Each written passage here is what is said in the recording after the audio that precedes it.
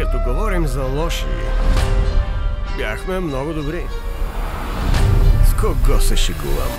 Най-добрите. Време е за шоу. О, скъпа! Лошите момчета! Гледайте.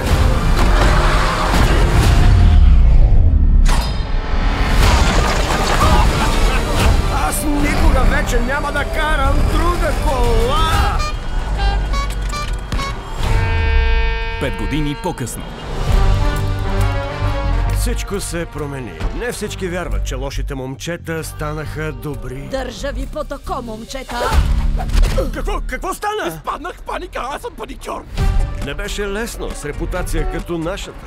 Значи искаш да работиш в банка. Защо не? Някои от най-хубавите ми спомени са в банк. Обрахте ни 3 пъти. Това ли беше банката? Този август. Името ми е Кити. Изучаваме вашата работа. Какви престъпници? Значи сте лошите момичета! А ти си като манго с зъби. Какво? Така ли изглежда? О, тя е люта! Харесва ми! Убеди ме пак! Искате работа? На нас ни трябва помощ. Професионалисти. Може би не следите новините, но сега сме до... Аз в действителност не питам.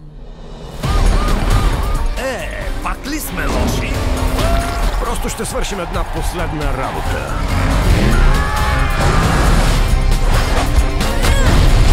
Добре, господин майстор на дегизировката, ти си. Обещавам да ти изиграя почтително. Къде са ми цветята? Прего, капучино!